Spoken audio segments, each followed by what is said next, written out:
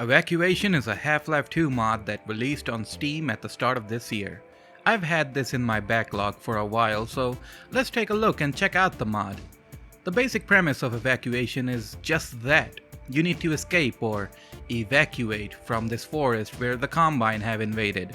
The game starts off with us in the helicopter, and I really like this scene with the striders and explosions, the gunships. It's quite nice. It's a nice way to show the force of the Combine descending upon the forest. We get shot down but still survive the crash. And right off the bat, I gotta say, I had issues with the voice lines and subtitles. Apparently there's a bug in the game that doesn't play dialogue lines if you're playing on Windows 11, but I guess that doesn't take away too much from the experience. But still, I would have liked to hear it, the dialogues.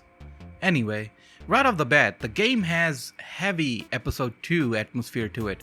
The team have done an exceptional job with the whole forest theme, and the mapping is just beautiful. The detailed work in all of the sections were great, but I did have some confusion with the layout that I'll talk about in a bit. So we find a pistol and get attacked by antlions. Fending them off, here's a little puzzle that we do to get to the next area. I appreciate the mod not trying so hard to give the player complex puzzles, but I feel like the puzzles were way too easy to figure out, or in most cases were just fetch quests to progress further. Like in this case, where we have to find cables and fuel for the generator so we can open the gate. I don't mind this because it's much better than puzzles where you have absolutely no idea what to do. But a good example would be Swelter, because that mod used a bit of physics puzzles in its gameplay, and that was nice. Moving on to the next area, we come face to face with the Raiders. Now, since I didn't have dialogues, I don't know what they said, but they just started shooting at me. So they're like this third party in this conflict who hate both the Combine and the Lambda Rebels, which we are part of. The combat sequences in the mod are very well done, especially near the end.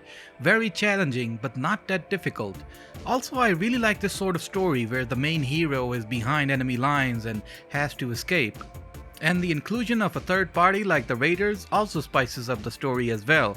Like, you don't only have to worry about the Combine, but this other group as well. After attaching a bomb to the wall, we shoot it to blow up the sandbags. Now, this mod has additional features like aim-down sights and medkits that you can carry. The medkits idea is great since you don't have a HEV suit and, of course, no HEV chargers in the forest, and you don't need to scavenge for medkits out in the open. You can keep some in your inventory and use them whenever you want to. The ADS is a nice inclusion, but I wish it wasn't necessary to use since the game takes away the crosshair. We find two dead rebels in the forest with their camp destroyed, and it's a nice touch to show that there are other rebels out there that are also trying to survive and even escape like yourself. Now, this part is where I had a bit of an issue. As soon as I saw this, many things were conveyed. There's two arrows pointing towards two cable sockets and a switch. Now I know I need the cables to flick the switch, but what I didn't know that I was supposed to do that later in the mod because the cables aren't in this area at all. This is not a major fault in the mod, but it's just a little bit of gameplay design feedback I had. Thankfully this area was small, so I didn't have to search too much before realizing that yes, this gate way in the back is locked, but there's this gate that's open, and that's where I'm supposed to go to find the cables and come back. Anyway, we come to this little river type, which again gave me some heavy Episode 2 vibes. I gotta say, I really like the whole cloudy but sunny setting the mod has. The warm golden and reddish lights mixed in with the grey cloudy skybox was very atmospheric actually. I enjoyed that. I guess they could be improved by adding in mountains or something in the 3D skybox, but still, they're good. Now, I was confused about the previous area not being able to find the cables there, but I just kept rolling on and met a bunch of zombies in the forest. It's a nice use for them since the path is narrow and you don't have a lot of area to maneuver in. Then I met some raiders who I promptly shot dead and took the cables they had with them. The map did this nice loopity-loop where I ended up back in that big area again.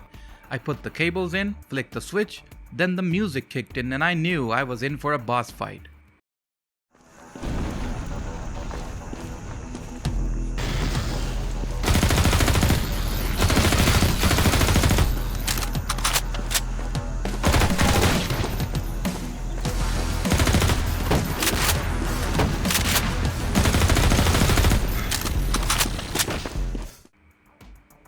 I liked how you could hear the threatening sound before the antlion guard appeared. So this was a good fight. Of course, after playing Swelter, I absolutely despise antlions, but still, this was good. All I had to do was just clear enough space between the antlions and the antlion guard to take down the guard and run away from there. But yeah, it was enjoyable. Then there was this simple puzzle where you have to chuck in a grenade through a window, and after that we move through a cave to the next section to find Combine fighting antlions and some rebels who are up on the hill. The Combine AI felt a bit weird in this game, honestly. They act very strange, like they move back and forth a lot, or maybe they're just normal and I'm just slowly losing my mind. Now here's another part where I had some confusion. There's a gate and a wall here. If you go to the top, you find a valve handle to open the gate, but also explosives as well. So I got the idea. Okay, I used yellow explosives before to open a sandbag wall. Maybe I have to do that again? But that wasn't the case, at least not for now, because, spoiler alert, we go through a big ass journey just to come back here and find out that now the game lets us blow open this wall. I mean, I'm certain I missed out on something because of the dialogue bug, but that was just kind of odd. Why go through all of this journey and just come back here anyway? And seeing how well the mod is made, I'm gonna chalk this up to me not understanding the story or the context. So, after opening the gate with the valve, we see a small tram, but the gate to it is locked. A small path to the side leads us to this area. Now again, there's not a puzzle here, but rather a sequence of item pickups and cables attaching that opens the gate to the tram. So you take the key to open this shed, you take the power cylinder to power the cable, and then attach the cable to the socket to open the gate to the tram. That's cool, but a more intense fight scene or some sort of physics puzzle maybe would have improved this area. On the tram, I immediately got two-shotted by the sniper on the other end. Reloading the game, I managed to kill the sniper as soon as he spawned in. This was a neat little section where you're in the tram in the air trying to fend off the combined forces below you. There's soldiers, hunters, and even a gunship appears later. It was a little difficult with the gunship because of the lack of the cover, but still it was a good challenge. Now after doing all of that, we come back to that area I was talking about earlier with the wall I thought I could blow up. Maybe the whole thing was about turning on the power? I don't know, man. But now the game lets us blow up the wall, so let's blow it up.